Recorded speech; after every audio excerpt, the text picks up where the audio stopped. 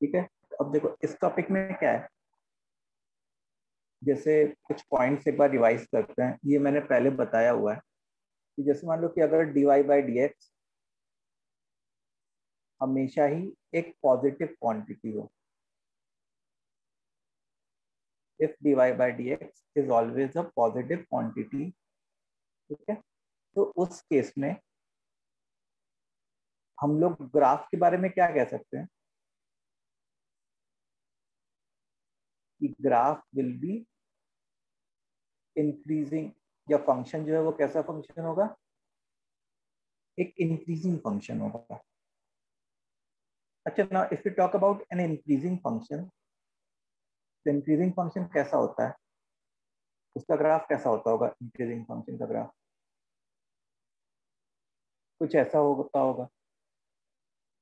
जैसे मान लो कि फंक्शन जो है उसका डोमेन ए से बी है, उसका डोमेन क्या है, ए से बी है, and y is equal to f x वाला फंक्शन है। डोमेन ए से बी है, इसका मतलब कि ये इसका एक्स कोऑर्डिनेट ए और इसका एक्स कोऑर्डिनेट बी। ये किसका ग्राफ है, y is equal to f x का ग्राफ है। तो बताओ इस पॉइंट का एक वाई कोऑर्डिनेट क्या होगा, ये वाई कोऑर्डिनेट क्या होगा,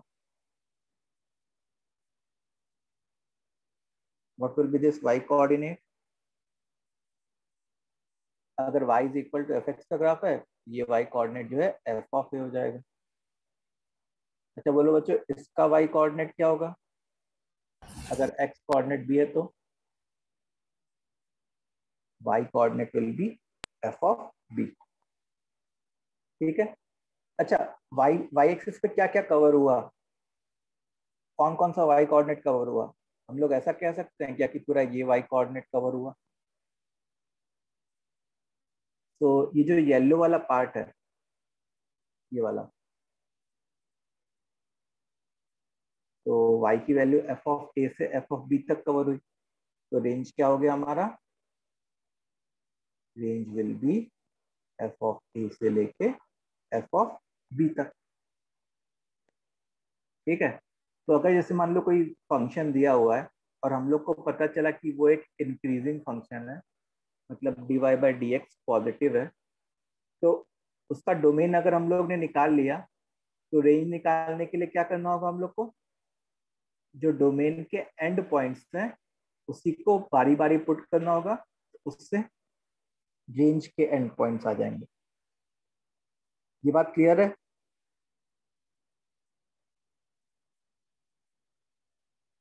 बोलो बच्चों, ये चीज clear.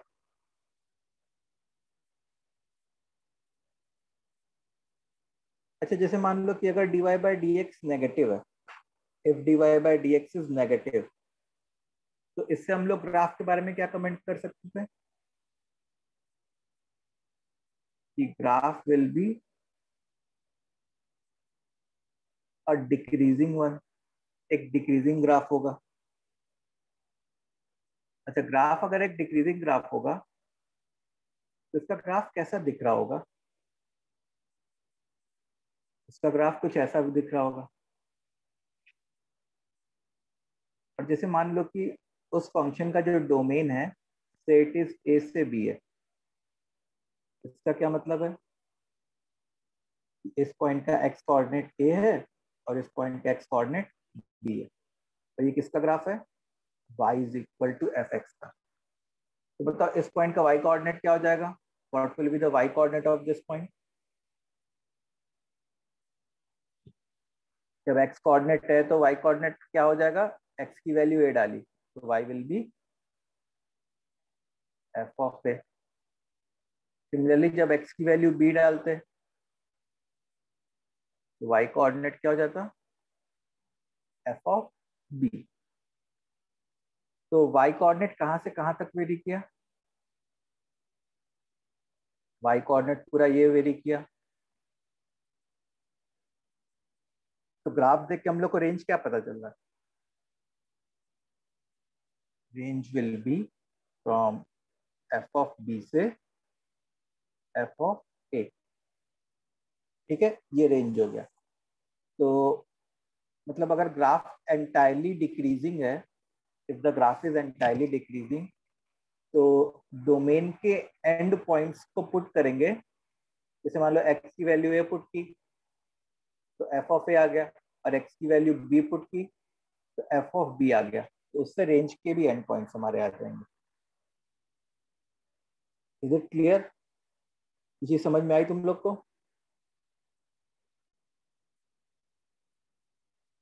Yes sir. Okay.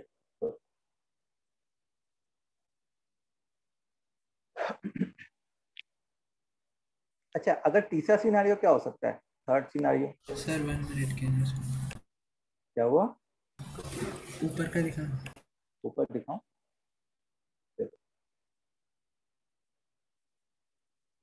Done sir.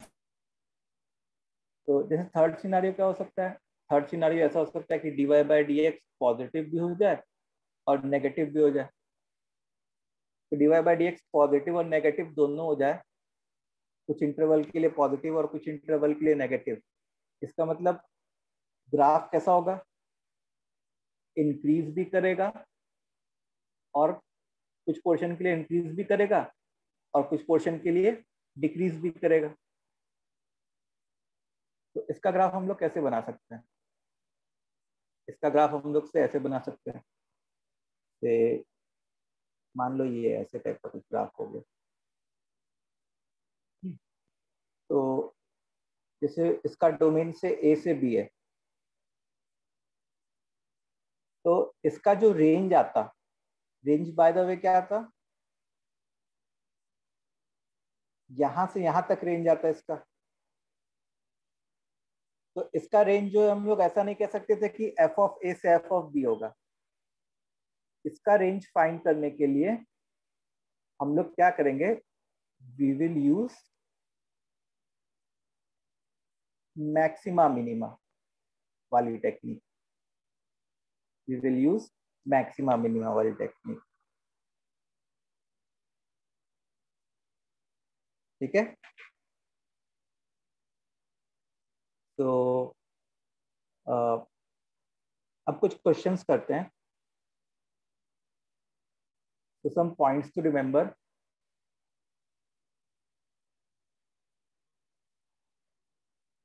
उसमें पहला पॉइंट है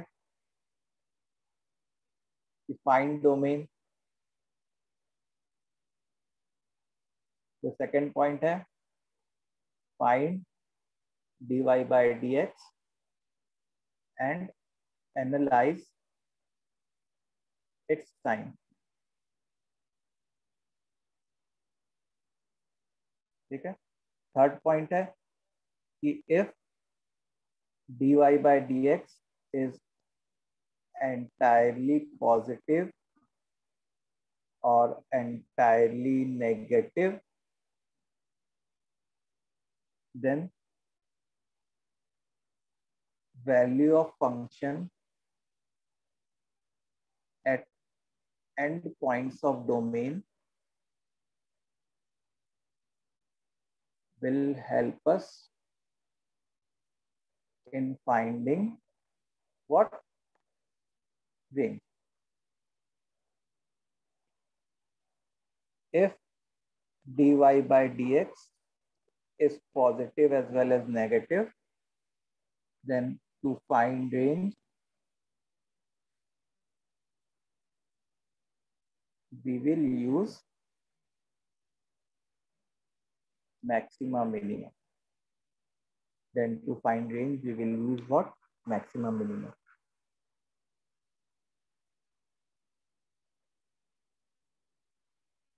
ठीक है। So let's start with few questions. अच्छा, कुछ क्वेश्चन स्टार्ट करने से पहले कुछ फंक्शंस का डिफरेंशिएशन लिख लेते हैं। डेरिवेटिव ऑफ फ्यू फंक्शंस जो हम लोग को काम आने वाला है।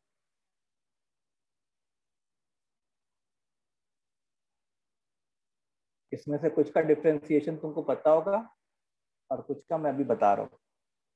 जैसे x रेस टू n का डिफरेंशिएशन क्या होता है बताओ? n into n x raise to n minus one. Sine x का क्या होता है? कॉस एक्स, कॉस एक्स का क्या होता है minus sine x, tan x का क्या होता है बताओ बच्चों, sec x that square is x. Sec square x. फिर कोसेक एक्स का, सॉरी कॉट एक्स के लिए लिख लेते हैं, कॉट एक्स का derivative minus cosec square x. फिर सेक एक्स का डेरिवेटिव पता है, sec x into tan x. Cosec x का जो डेरिवेटिव होता है that is minus cosec x into cot x. इतनी बात क्लियर? इसको अलग करूं मैं, यस चलो सर। ये सारे पॉइंट्स लिख लो, वही पॉइंट्स रिमेंबर, इसको अलग करना है ना।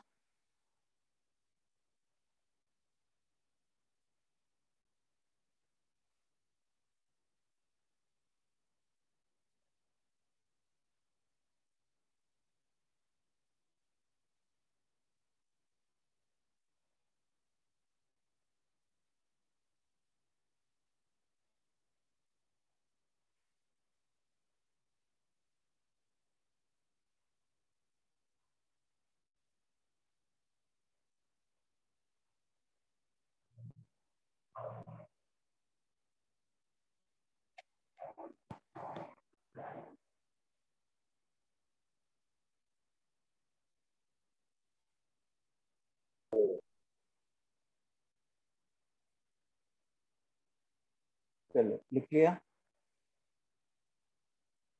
तो देखो ये जो है ये ट्रिग्नोमेट्रिक फंक्शंस के थे।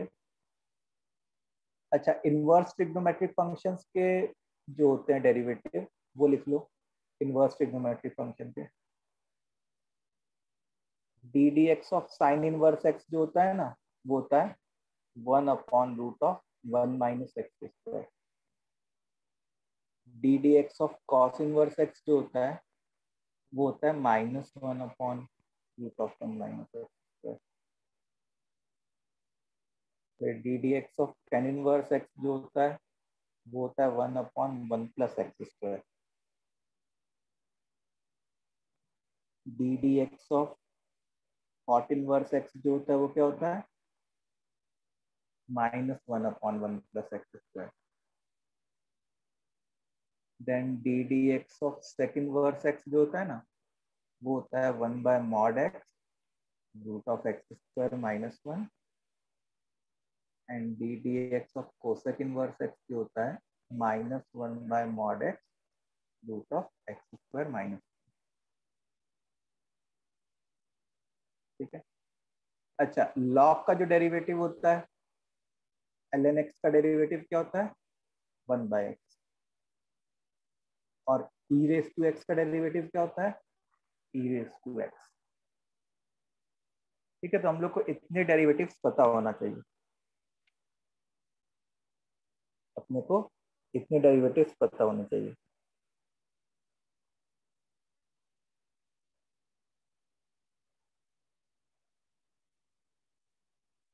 ठीक है, इतनी बात समझ में आ गई। अब जैसे मैं क्वेश्चन दिखाता हूँ कि कैसे करना है हम लोग को।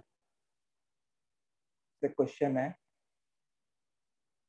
f(x) = sine inverse x plus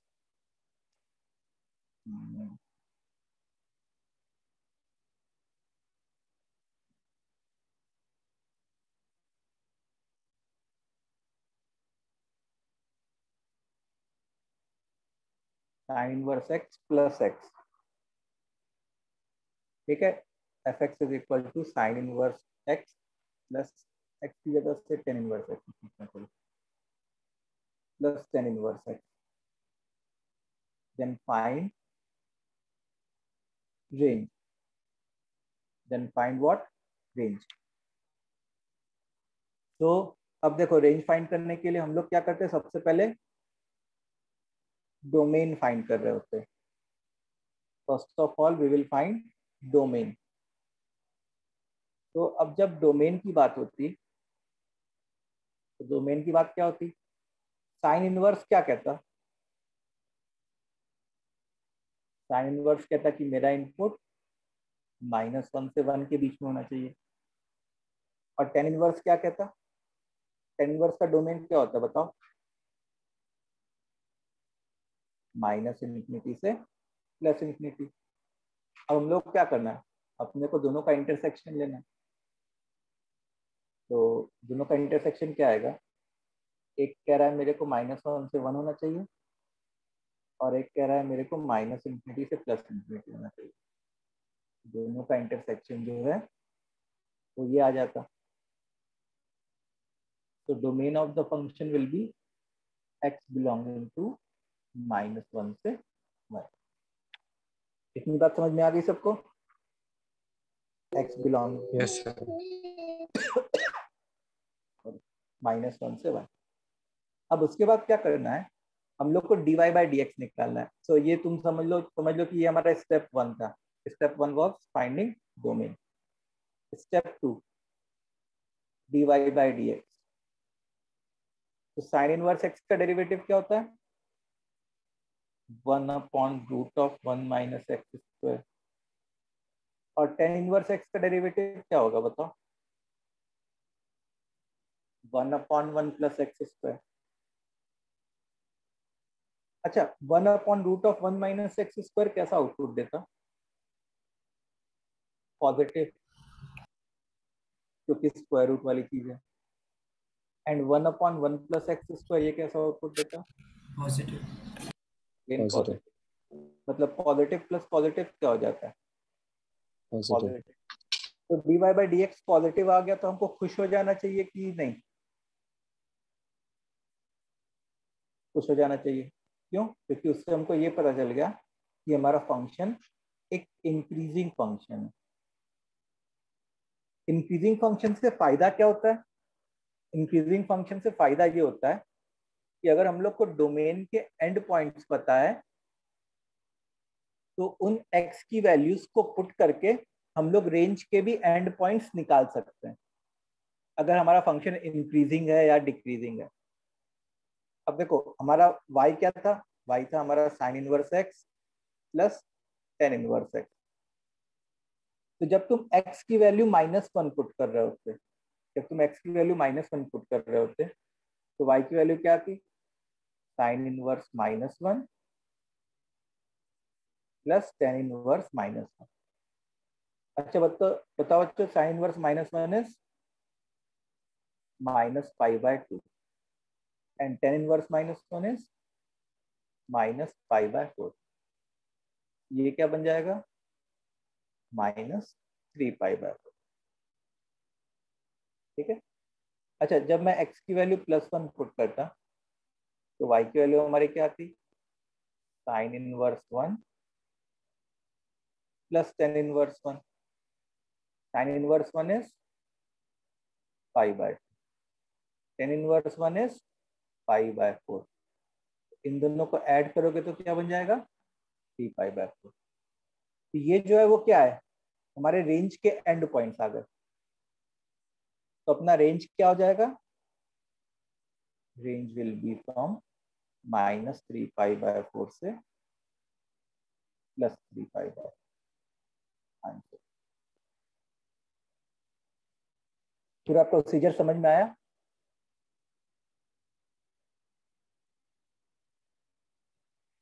yes sir. Students जल्दी से कमेंट करो सब लोग, ये प्रोसीजर क्लियर है तुम लोग को।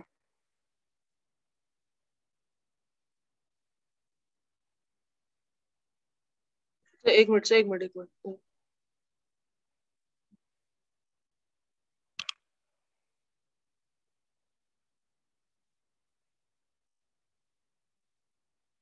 एंड वाला पार्ट फिर से समझाऊं, ये वाला पार्ट प्रथम। Yes sir. देखो x की वैल्यू मैंने -1 पुट की पहले, तो साइन इनवर्स -1 उसकी वैल्यू क्या होती है, -π/2 होती है। और टेन इनवर्स -1 उसकी वैल्यू क्या होती है, -π/4 होती है।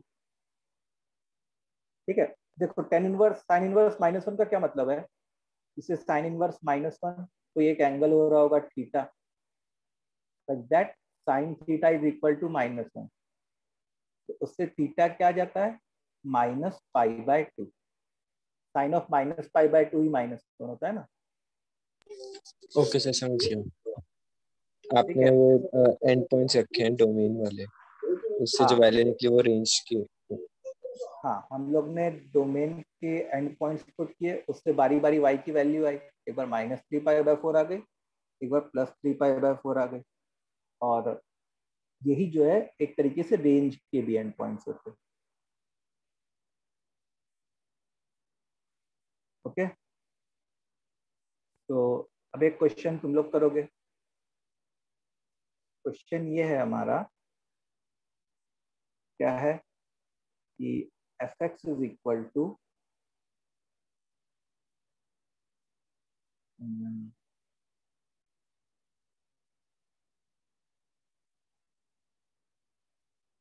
Sign inverse x -tan inverse x। ठीक है, देन फाइंड रेंज।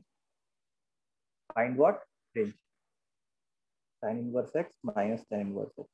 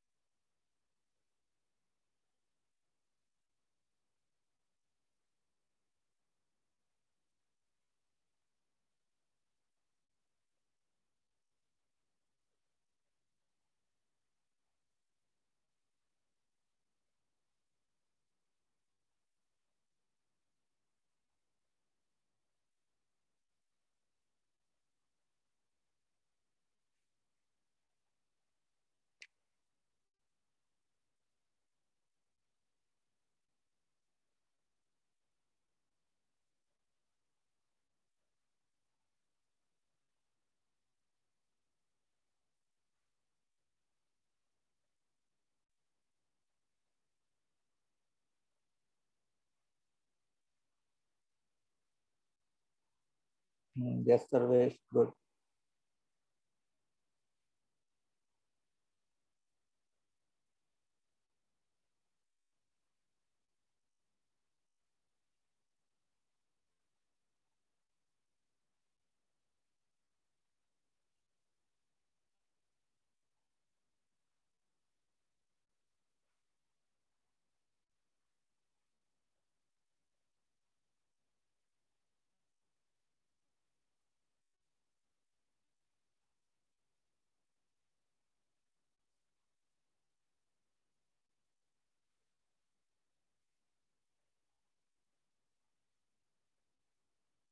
हाँ खत्म, सही है।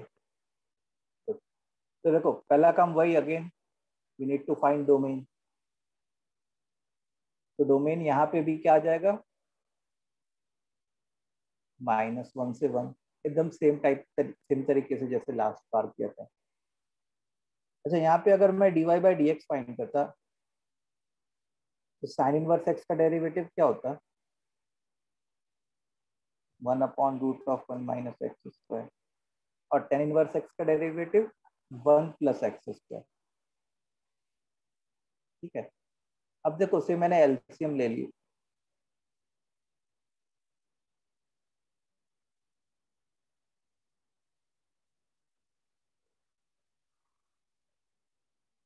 तो अब देखो डिनोमिनेटर तो हमेशा पॉजिटिव है, न्यूमरेटर में कुछ ऐसे टाइप की चीज हो रही है, पॉजिटिव माइनस पॉजिटिव। लेकिन अगर तुम ध्यान से देखो, ये वाली चीज 1 + x² है, इसका मतलब ये ग्रेटर देन 1 है, मोर देन 1 है। और ये वाली चीज √1 - x² है, मतलब ये वाली चीज क्या हो रही होती? 1 - x² मतलब 1 से थोड़ा सा कम होता, और उसको स्क्वायर रूट ले देते तो भी 1 से थोड़ा सा कम होता। तो मोर देन 1 में से लेस देन 1 अगर घटाएंगे तो वो भी क्या आ जाएगा? पॉजिटिव। तो यहाँ पे dy बाई डी एक्स अभी भी क्या है तुम्हारा? पॉजिटिव आया। तो क्योंकि dy बाई डी एक्स एक पॉजिटिव क्वांटिटी आ गई, so now what we will do at the end points of domain, जैसे x की वैल्यू -1 थी तो y की वैल्यू क्या होती? Sign inverse -1 minus of tan inverse -10। Sign inverse -1 बोले तो -π/2, टेन इनवर्स -1 बोले तो -π/4, तो माइनस माइनस मिलके प्लस। तो दिस विल बिकम, y की वैल्यू -π/4 आ गई। जैसे x की वैल्यू अगर +1 पुट करता है तो y की value sine inverse 1 minus tan inverse 1। Sine inverse 1 is π/2 and tan inverse 1 is π/4। तो y की वैल्यू क्या आ गई? +π/4। तो क्योंकि फंक्शन एक ऑलवेज इंक्रीजिंग फंक्शन है, तो डोमेन के एंड पॉइंट्स से रेंज पता चल सकता है कि नहीं? यस। तो रेंज क्या हो जाएगा हमारा? -π/4 से लेके +π/4, -π/4 से लेके +π/4 तक। ठीक है, इतनी बात क्लियर है बच्चों? Yes sir.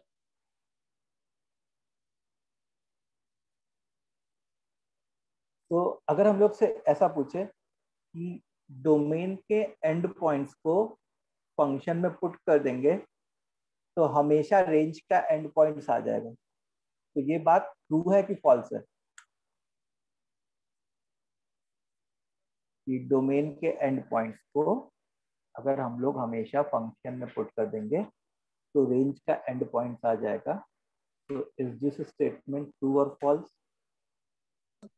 सर हाँ, अगर वो पॉजिटिव नेगेटिव दोनों हुए तो मैक्सिमम मिनिमम बनेगा ना उसका। हाँ, तो मतलब ये हमेशा ट्रू नहीं रहेगा ना? हाँ, ये हमेशा ट्रू नहीं रहेगा। ठीक है, तो जब जैसे मान लो डोमेन के एंड पॉइंट्स पे क्या कहते हैं, अगर हमारा फंक्शन एंटायरली इंक्रीजिंग है या एंटायरली डिक्रीजिंग है, तब हम लोग कह सकते हैं कि डोमेन के एंड पॉइंट से रेंज के एंड पॉइंट्स हम लोग निकाल सकते हैं। लेकिन अगर ऐसा नहीं है तो फिर मामला गड़बड़ हो जाएगा। अगर dy by d x positive negative दोनों हो जाए तो डोमेन का एंड पॉइंट्स रेंज के एंड पॉइंट्स देगा या नहीं देगा, इस बात की कोई भी गारंटी नहीं। दे भी सकता और नहीं भी दे सकता।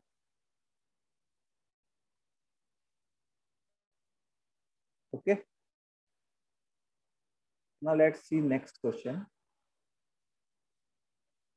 fx is equal to, fx है e raise to x minus x, ठीक है, f x is equal to e raise to x minus x, then find range. इसमें एक चीज अज्यूम करनी है, वो क्या अज्यूम करनी है, जब x इंफिनिटी को जा रहा होता है तब ई रेस टू एक्स डोमिनेट कर जाता है x को, इस बात को तुमको अज्यूम करना है।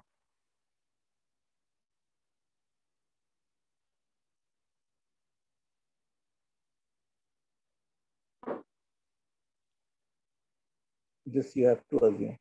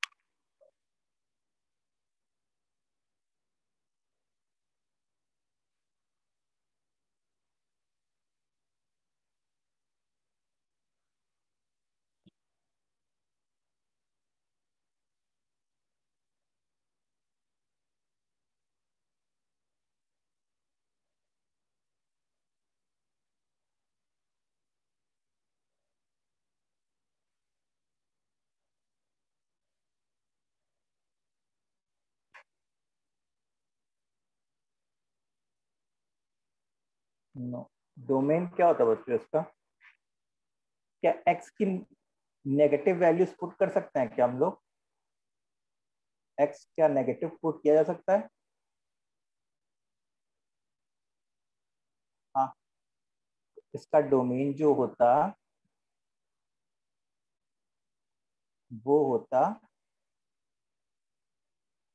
x belongs to minus infinity से प्लस इंफिनिटी।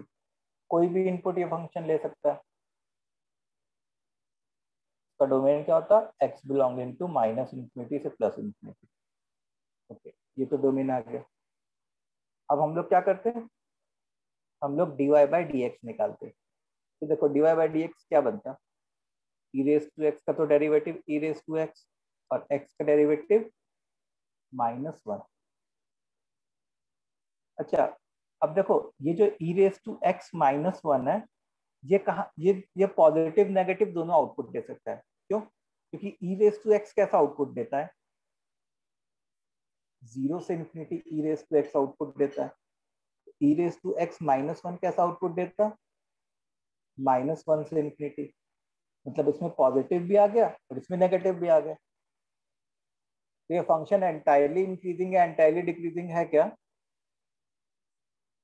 No sir. नहीं। तो इस क्वेश्चन को सॉल्व करने के लिए हम लोग को क्या करना पड़ेगा? We will have to use maxima minima. तो फिर हम लोग क्या करते थे? अब मैक्सिमम मिनिमा कैसे यूज करते थे? याद है? ग्राफ ड्रॉ करके यूज करते थे। जैसे dy/dx को हम लोग 0 पुट कर देते थे, तो उससे क्या आ जाता है? E raise to x is equal to 1। अब e raise to x is equal to 1, इसका मतलब x इज इक्वल टू 0। तो x इज इक्वल टू 0 जो है हमारे लिए क्रिटिकल पॉइंट आ गया उस क्वेश्चन का। ठीक है। फिर उसके बाद what we used to do, हम लोग क्रिटिकल पॉइंट पे dy/dx के एक्सप्रेशन का साइन चेक करते थे x इज इक्वल टू 0 के अबाउट। तो जब x 0 से बड़ा होता, तो देखो x इज इक्वल टू 0 पे तो dy/dx खुद 0 है। जब x 0 से बड़ा होता तो dy/dx पॉजिटिव होता, और जब x 0 से छोटा होता तो dy/dx नेगेटिव होता, क्योंकि x इज इक्वल टू 0 पे e रेस टू 0 बन रहा होता। -1 मतलब 1 -1 0। अब इसको अगर तुम बढ़ाते तो ये वाली क्वांटिटी इंक्रीज कर रही होती, 1 से थोड़ी सी बड़ी हो रही होती, तो पॉजिटिव होता। x की वैल्यू 0 से बड़ी होती, x की वैल्यू 0 से छोटी होती तो dy/dx नेगेटिव होता। अब इसका क्या मतलब है? dy/dx नेगेटिव होना मतलब पहले ग्राफ डिक्रीज करना, फिर हॉरिजॉन्टल होना, फिर इंक्रीज करना, क्योंकि dy/dx पॉजिटिव है। It means x is equal to 0 पे हमारा ग्राफ कैसा है? लोकल मिनिमा बना रहा है। याद आया? ये वाली चीज हम लोग जब स्टार्टिंग में ग्राफ पढ़ रहे थे उस समय सिखाया था। तो x इज इक्वल टू 0 पे हमारा क्या बन गया? लोकल मिनिमा बन गया। समझ में आई बात बच्चों? तो अब हम लोग को क्या करना है? पॉइंट्स को प्लॉट करना है। तो देखो कौन कौन से पॉइंट्स पे प्लॉट करना है। जब x की वैल्यू -इंफिनिटी होती तब y क्या होता? जब x की वैल्यू +इंफिनिटी होती तब y क्या होता? और लोकल मिनिमा जब x की वैल्यू 0 होती तो y क्या होता? अच्छा, हमारा y क्या है? e raise to x -x। तो जब x की वैल्यू -इंफिनिटी होती तो y क्या होता? e raise to -minus infinity minus of -minus infinity. e raise to -minus infinity is 0, तो y क्या हो रहा होता? Infinity approaching. इसका मतलब एक पॉइंट आ जाता -इंफिनिटी, इंफिनिटी टाइप का। फिर जब x की वैल्यू तुम्हारी इंफिनिटी होती तो y की वैल्यू क्या होती? e raise to infinity -infinity. अब इस चीज को बताने के लिए मैंने एक इंफॉर्मेशन दी थी क्वेश्चन में। क्या इंफॉर्मेशन दी थी? कि जब x इंफिनिटी को जाता है तो e रेस टू x बहुत बड़ा होता है x के मुकाबले, कोई मुकाबला ही नहीं होता। मतलब एक तरीके से ये डोमिनेट कर जाएगा इसके मुकाबले। ये ओवरऑल चीज किधर चली जाएगी? इंफिनिटी की तरफ चली जाएगी। इसका मतलब जब x की वैल्यू इंफिनिटी है तो y की वैल्यू भी इंफिनिटी। इनको हम लोग ग्राफ में प्लॉट करेंगे अभी। जब x की वैल्यू 0 है तो y की वैल्यू क्या होती? e रेस टू 0 -0, मतलब 1 -0 1। इसका मतलब पॉइंट कैसा आता? 0,1। और उस पॉइंट पे ग्राफ कैसा बन रहा होता? लोकल मिनिमा बन रहा होता। ऐसे टाइप के शेप का ग्राफ बन रहा होता। तो ये भी सामने बना देते हैं इसके सामने। ठीक है। देखो अब तीन इंफॉर्मेशन, ये तीन इंफॉर्मेशन, इन्हीं की हेल्प से हमारा ग्राफ बनेगा। तो लेट्स ड्रॉ द ग्राफ.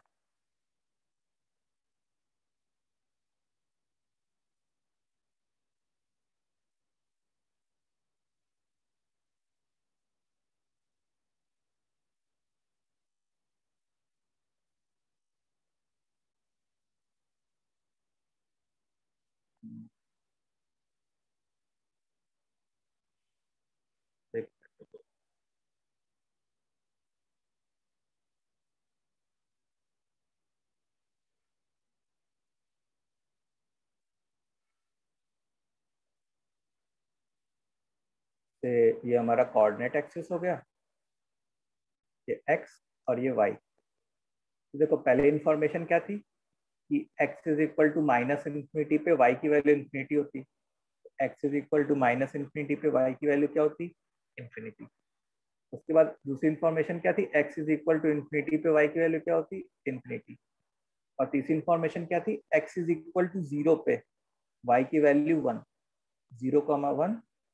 और यहाँ पे ग्राफ कैसा आता, ऐसे टाइप का ग्राफ आता. सही लिखा है. अब क्या करना है, अब कुछ नहीं करना, इसको हम लोग को इससे ज्वाइन करना है, ऐसे और ऐसे टाइप का ग्राफ. ये क्या है, ये 1 वाला पॉइंट है. तो इस ग्राफ को देख के तुमको क्या पता चल रहा है, रेंज क्या होगा इस ग्राफ को देख के? 1 से इंफिनिटी. 1 से infinity. The range will be from 1 से इंफिनिटी.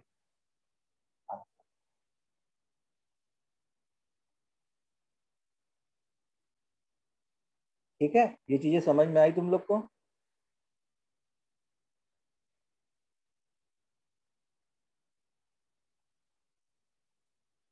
बोलो स्टूडेंट, ये चीज क्लियर है कैसे हम लोग ने किया ये?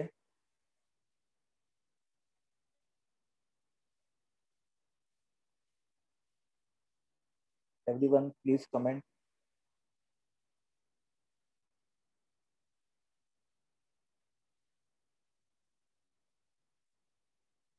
ईशान समझ में आया? Samiksha, yes. Sarvesh, Shivam, Pranav.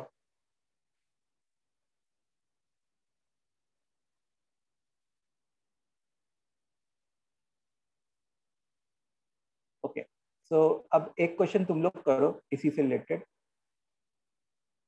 y is equal to ln x whole upon x. y is equal to what, ln x whole upon x. इसका रेंज फाइंड करना है. Find range. यहाँ पे एक चीज ये अज्यूम करना है कि जब x इंफिनिटी की तरफ जाए तब ln x जो है वो बहुत छोटा हो जाए x के मुकाबले, हो जाता है x के मुकाबले, ये अज्यूम करना है. और इस चीज ऐसा क्यों हो रहा है, why is this happening, इसको हम लोग लिमिट्स वाला चैप्टर जो होता है नेक्स्ट उसमें पढ़ेंगे कि ऐसा क्यों होता है कि जब x इंफिनिटी की तरफ जाता है तो ln x x के मुकाबले क्यों बहुत छोटा होता है. ठीक है, तो do this. y is fx is equal to ln x upon x, then find the range of this function.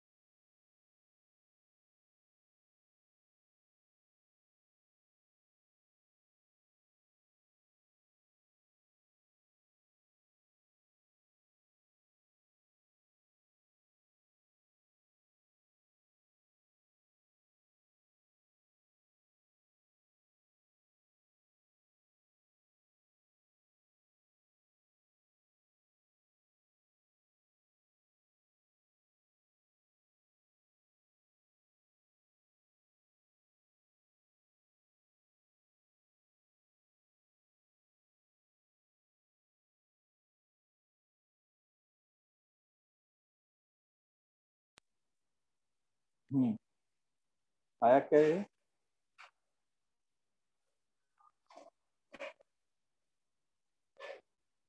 चलो, सबसे पहला काम क्या होगा?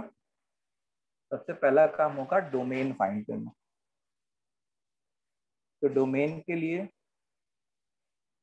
ln x क्या कहेगा? ln x कहेगा कि मेरा जो इनपुट है वो 0 या उससे बड़ा होना चाहिए, और ये जो डिनोमिनेटर है वो क्या कहेगा कि मैं 0 के बराबर नहीं हो सकता, बाकी सब हो सकता हूँ। तो मतलब फाइनल डोमेन ये आ जाता 0 से इंफिनिटी तक। ठीक है, उसके बाद मैं क्या करता, उसके बाद मैं dy बाई डी एक्स निकालता। तो ये u बाय वी वाला फॉर्म है। इसका डेरिवेटिव निकालने के लिए नीचे वाले का होल स्क्वायर, फिर x इंटू ln x का डेरिवेटिव क्या होता है? 1 by x minus ln x into x का डेरिवेटिव 1। मतलब ये क्या बन गया? 1 minus ln x whole upon x square. अब देखो मैं क्या करता, dy बाई डी एक्स को 0 पुट करता, उससे क्या होता? 1 minus ln x is equal to 0। ln का क्या मतलब है? log of x to the base e, that should be equal to 1। तो x क्या हो जाता? e raise to 1 which is e only. ये जो x e है वो क्या आ गया हमारा इस क्वेश्चन के रेस्पेक्ट में? क्रिटिकल पॉइंट आ गया। This is critical point. अब देखो, अब अगर मैं नंबर लाइन ड्रॉ करूं तो उस पर डोमेन तो 0 से स्टार्ट हो रहा है, तो 0 प्लॉट किया और e प्लॉट किया, और हमारा जो dy बाई डी एक्स था क्या था? 1 minus ln x whole upon x square. देखो जब तुम x की वैल्यू e पुट करते तो dy बाई डी एक्स तो 0 हो रहा था। अब जब x की वैल्यू e से बड़ी पुट करते तो ln x जो है वो 1 से बड़ा हो जाता। तो 1 minus something which is greater then 1, overall negative. और जब x की वैल्यू e से छोटी पुट करते तो dy by d x positive आता। इसका मतलब इसका ग्राफ कैसा हो रहा होता? इसका ग्राफ कुछ ऐसे टाइप का हो रहा होता। पहले dy by d x positive है मतलब ग्राफ इंक्रीज कर रहा होता, फिर dy by d x negative है मतलब ग्राफ डिक्रीज कर रहा होता है। ठीक है, तो अब देखो, अब हम लोग को क्या क्या करना है? डोमेन के एंड पॉइंट्स। डोमेन क्या था हमारा? 0 से इंफिनिटी। देखो x 0 प्लस है तो y की वैल्यू क्या होगी वो देखना होगा। x इंफिनिटी है तो y की वैल्यू क्या होगी वो देखना है। और एक y की वैल्यू देखनी है जब x क्रिटिकल पॉइंट के बराबर है। देखो जब x 0 प्लस होता तो y की वैल्यू क्या होती? log of 0 plus whole upon 0 plus, and you know what log of 0 plus is minus infinity whole upon 0 plus. कैसे पता log of 0 plus minus infinity होता है? log के ग्राफ से। देखो ये log का ग्राफ होता है, तो जब x की वैल्यू 0 प्लस होती तो y की वैल्यू क्या होती? माइनस इंफिनिटी हो रही होती। तो minus infinity upon 0 plus, that will again be minus infinity. तो एक पॉइंट हमारा आ गया 0 plus comma minus infinity on the graph. अच्छा, जब x की वैल्यू इंफिनिटी होती तो y की वैल्यू क्या होती? उसके लिए मैंने एक एजम्पशन दिया था तुम लोग को। क्या दिया था? जब x की वैल्यू इंफिनिटी होती तब ln x बहुत छोटा होता है x के मुकाबले।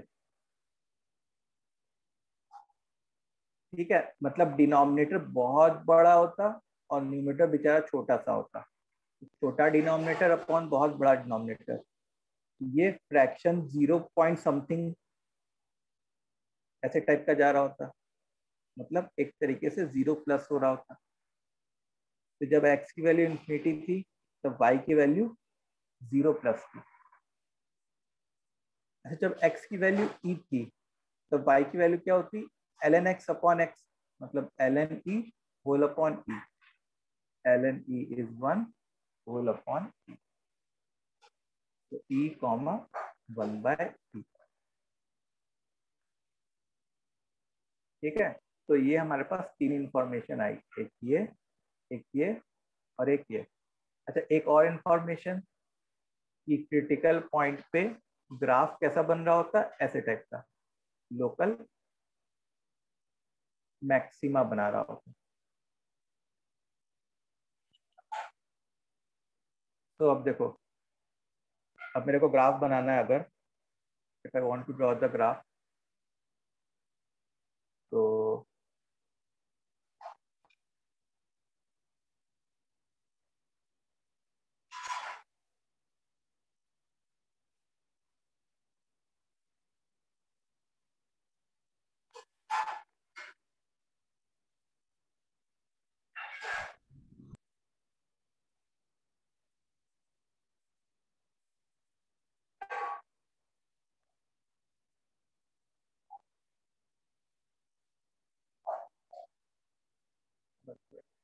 तुम क्या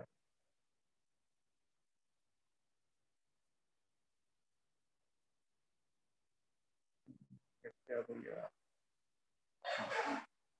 ओके, तो अब देखो, जब x की वैल्यू 0 प्लस थी तब y की वैल्यू माइनस इंफिनिटी थी।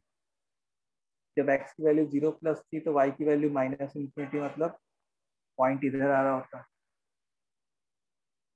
जब x की वैल्यू प्लस इंफिनिटी थी तो y की वैल्यू 0 प्लस थी।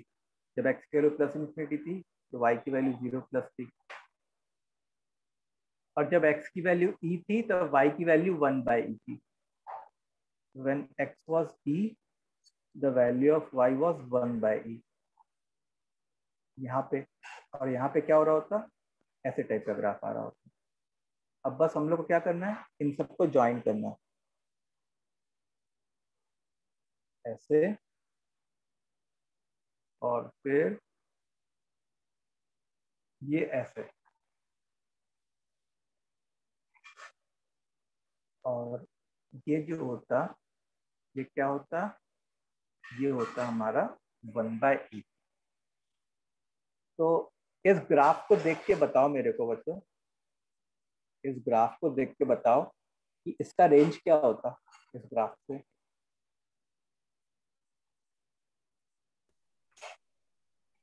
Minus infinity to 1/e। Yes, minus infinity से 1/e तक। तो range will be from minus infinity से 1/e आंसर। सो अब इतने हम लोग ने 4-5 एग्जांपल्स किए, तो उन 5 एग्जांपल्स को देख के तुमको क्या समझ में आया? अच्छा, अच्छा कब होता क्वेश्चन, शॉर्ट कब होता, जब dy/dx हमेशा पॉजिटिव या हमेशा नेगेटिव हो, या dy/dx प्लस या माइनस दोनों हो। किसमें क्वेश्चन इजी रहता, कब क्वेश्चन इजी रहता?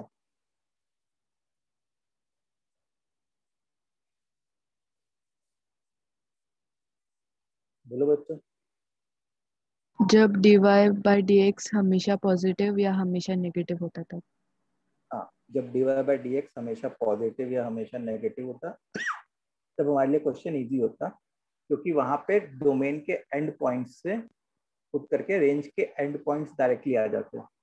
यहाँ पे तो क्या करना पड़ रहा है, यहाँ पे हम लोग को ग्राफ ड्रॉ करना पड़ रहा है, पूरा एकदम पूरा प्रॉपर तरीके से मैक्सिमा मिनिमा लगा के सब कुछ करके।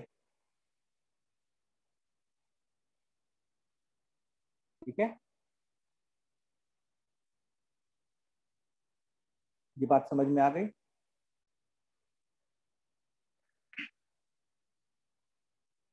Okay, so this was range using calculus. अब लास्ट मेथड सीख लेते हैं, finding range using AM greater than equal to GM technique. ठीक है, ये वाली टेक्निक किसमें पढ़ी है? AM greater than equal to GM। Sequence and series. Yes, sequence and series वाले चैप्टर में। तो देखो, AM greater than equal to GM जो है वो हम लोग कब लगा सकते हैं, इसमें 3 कंडीशन सेटिस्फाई होनी चाहिए, तभी हम लोग को AMGM टेक्निक से रेंज फाइंड करना फायदेमंद होता। पहला तो होता कि all the terms on which we are applying AMGM should be positive. सारे टर्म्स क्या होने चाहिए? पॉजिटिव होने चाहिए, जिनके ऊपर AM ग्रेटर देन GM लगा रहे हैं। दूसरा कंडीशन कि product of those terms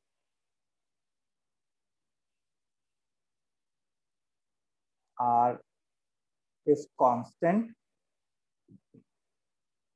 the product of those terms is constant or can be made constant। उन सारे टर्म्स का जो प्रोडक्ट है वो या तो कांस्टेंट हो या तो उनको कांस्टेंट बनाया जा सके। कैसे करना है वो एक बार डिस्कस कर लेंगे अपने अभी।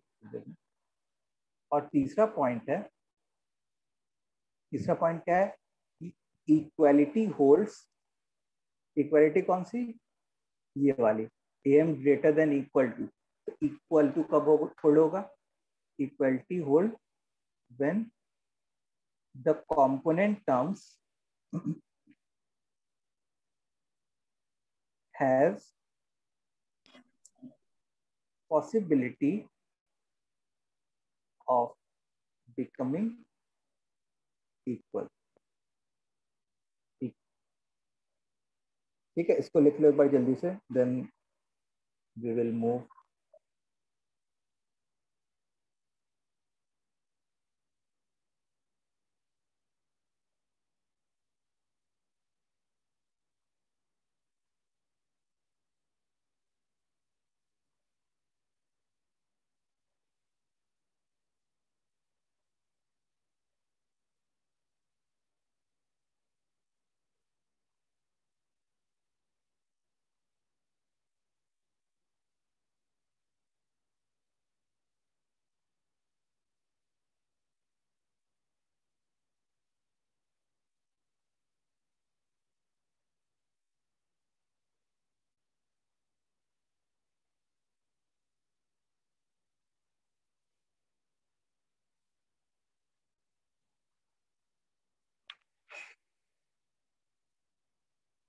लिख लिया?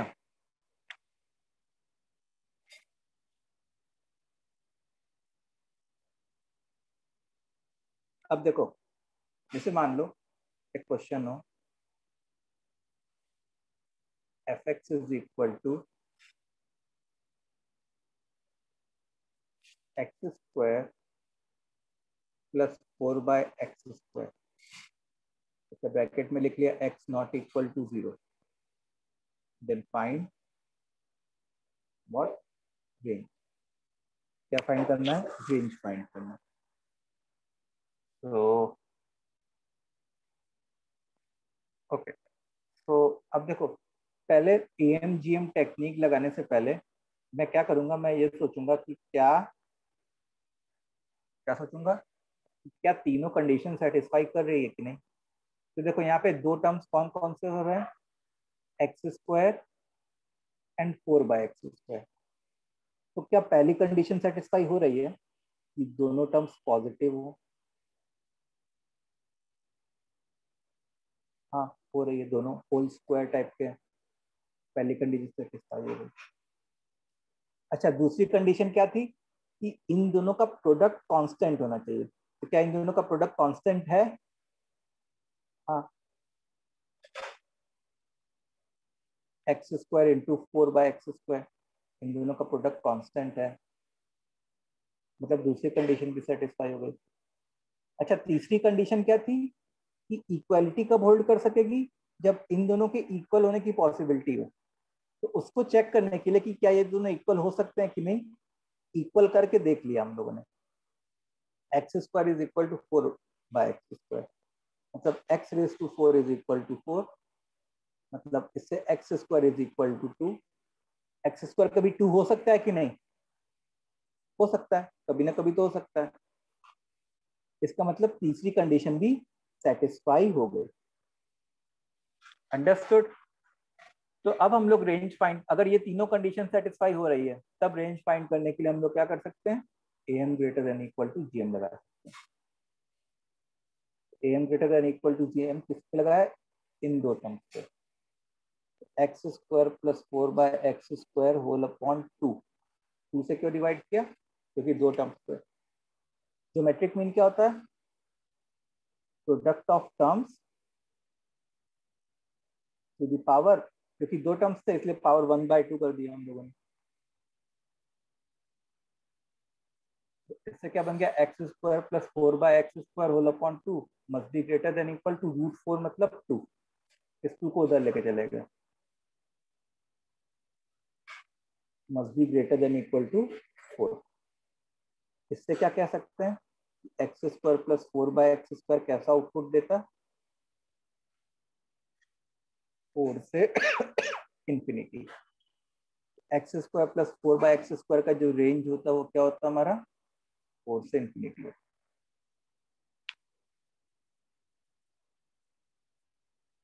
ठीक है, ये बात समझ में आई सबको।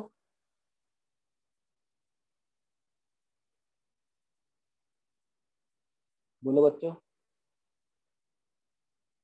सर सर हाँ हाँ बोलो। ये थर्ड जो आपने कंडीशन बोली थी सर, वो तो ज़्यादातर सिनेरियोज में ट्रू ही रहेगी ना, अगर मतलब दोनों नंबर्स पॉजिटिव हैं तो उसमें फिर। नहीं, मैं कुछ एग्जांपल्स तुमको शो करूंगा जहाँ पे जैसे मान लो कुछ ऐसा आ जाता, x² इज इक्वल टू -2 आ जाता है अभी, मतलब मैं एग्जांपल शो करूंगा अभी, तो फिर यहाँ पे वो वाली कंडीशन ट्रू नहीं होगी, थर्ड वाली कंडीशन, क्योंकि x² कभी माइनस नेगेटिव के बराबर तो हो नहीं सकता। ठीक है, that I will show you, एक आपके एग्जांपल वैसा देखेंगे। ओके, सो अब एक क्वेश्चन तुम लोग करो, fx is equal to x⁴ plus 16/x², then find range. Obviously बात है x should not be equal to 0।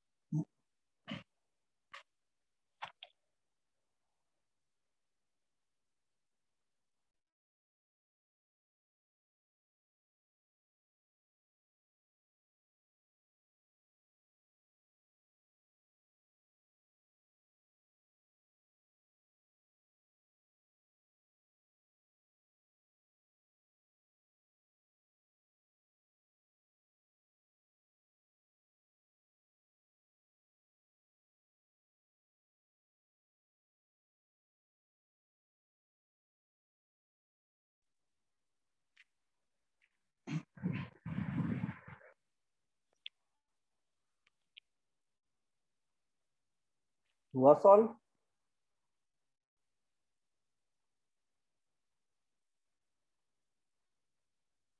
अब देखो, पहली कंडीशन क्या सेटिस्फाई कर रही है क्या? Terms positive. हाँ।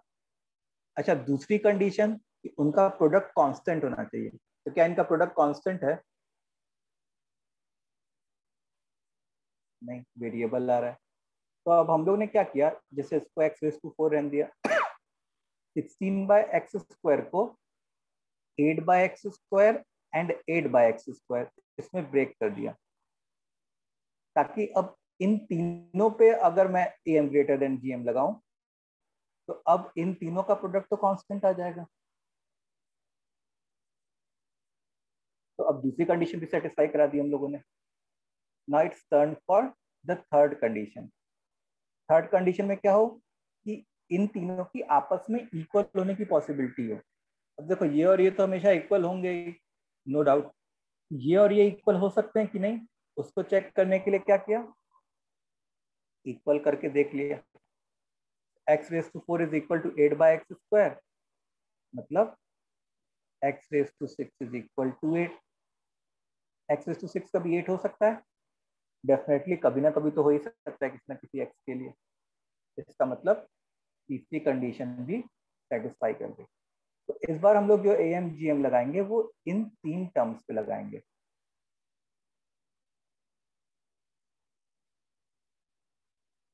तो एक्स रेस टू 4, इन तीनों का सम क्या हो गया, 16/x² होल अपॉन 3, क्योंकि तीन टर्म्स है ना, this should be greater than equal to इन तीनों का प्रोडक्ट। इन तीनों का प्रोडक्ट 64 बन जाता टू द पावर 1/3। अब 64 का क्यूब रूट क्या होता है, 4 होता है।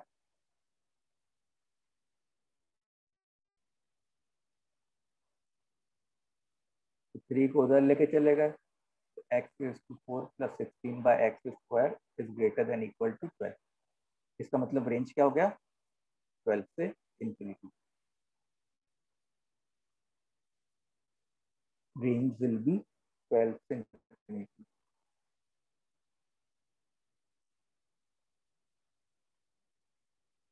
ठीक है। सर हाँ स्प्लिटिंग वाला आप एक बार ही दोबारा बता दोगे? देखो, स्प्लिटिंग में मैंने क्या किया, 16/x² को दो पार्ट में डिवाइड कर दिया, 8/x² और 8/x², ताकि जब मैं इन तीनों का सम लूं तब x raise to 4 plus 16/x² बन जाए। इन तीनों का सम क्या बनता है, x raise to 4 plus 16/x²। ऐसा स्प्लिट क्यों किया, स्प्लिट हम लोग ने इसलिए किया सॉरी, स्प्लिट हम लोग ने इसलिए किया ताकि इन तीनों का जो प्रोडक्ट है वो कांस्टेंट आ जाए। ठीक है। अब कोई सोचता कि सर मैं ऐसे स्प्लिट कर सकता हूँ क्या, 16x 16/x² को 10/x² एंड 6/x² में, क्योंकि इन दोनों का भी तो सम 16/x² बनता है ना। तो मैं कहता कि नहीं, ऐसे स्प्लिट नहीं कर सकते। उससे क्या होता है ना कि ये थर्ड वाली कंडीशन वायोलेट हो जाती है। थर्ड वाली कंडीशन क्या कहती है कि तीनों की आपस में इक्वल होने की पॉसिबिलिटी होनी चाहिए। अब तुम बताओ, ये और ये कभी इक्वल हो सकते हैं क्या, नहीं हो सकते। इसलिए स्प्लिट 10/x² एंड 6/x² में करने के बजाय 8/x² एंड 8/x² में किया।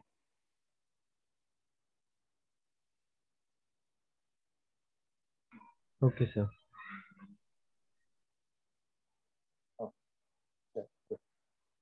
Okay, so let's have one more question. Fx is equal to x² plus 4/x² plus 1. Find range.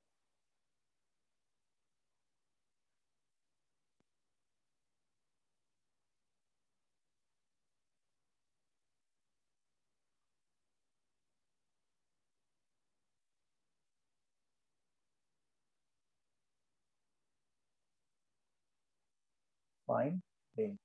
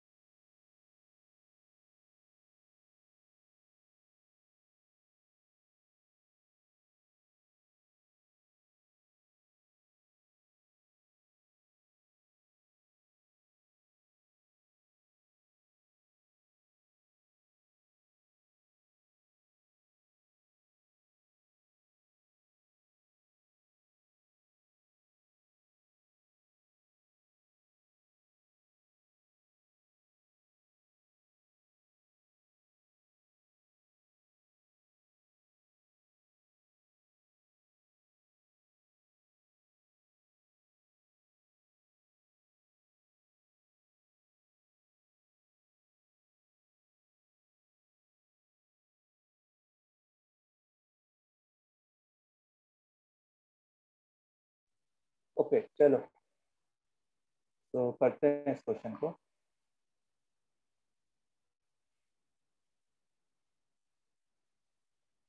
तो ये बताओ मेरे को इस क्वेश्चन में कि फर्स्ट कंडीशन सेटिस्फाई हो रही है क्या? Yes sir. Second condition satisfy हो रही है?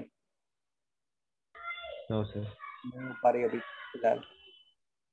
देखो, प्रोडक्ट कांस्टेंट है या कुछ मैनिपुलेशन करने के बाद मेड कांस्टेंट हो जाए।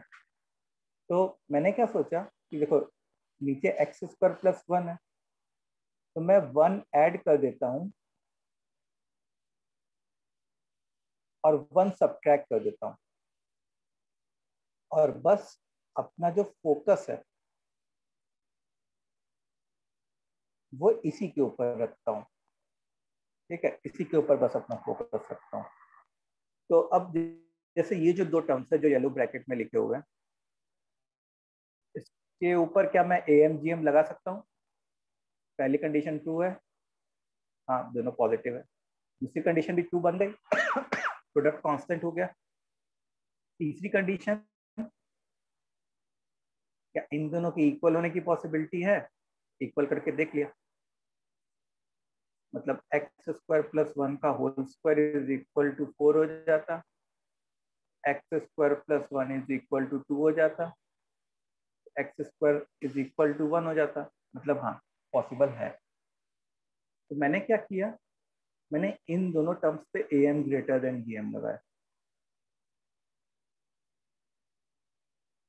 तो x square plus 1 plus 4/x² + 1, क्योंकि दो टर्म्स है, whole upon 2 must be greater than equal to इन दोनों का स्क्वायर रूट, इन दोनों के प्रोडक्ट का स्क्वायर रूट।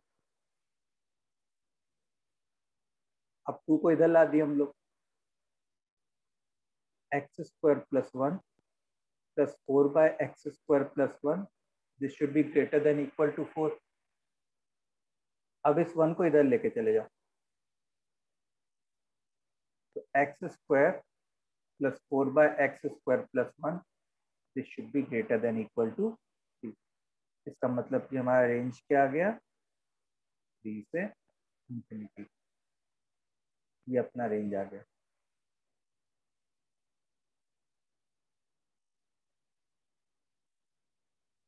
ठीक है, सर जो ऊपर -1 का मैनिपुलेशन किया था वो अकाउंट नहीं करेंगे इसमें? वो कर लिया ऑलरेडी एक तरीके से। देखो ना, जैसे तुम ऐसे सोचो कि ये था 4, फिर -1 सब्ट्रैक्ट किया, इधर भी सब्ट्रैक्ट किया, इधर भी सब्ट्रैक्ट किया, इधर वो 1 कैंसिल हो गया और इधर 3 आ गया। समझे? Okay sir.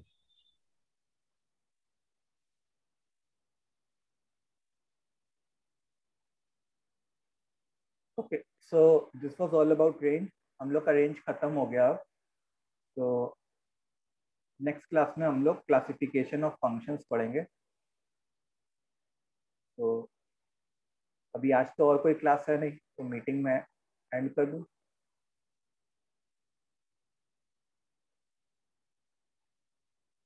सबको समझ में आ गया आज हम लोग ने जो भी पढ़ा? एक बार जल्दी से चैट बॉक्स में बताओ बच्चे।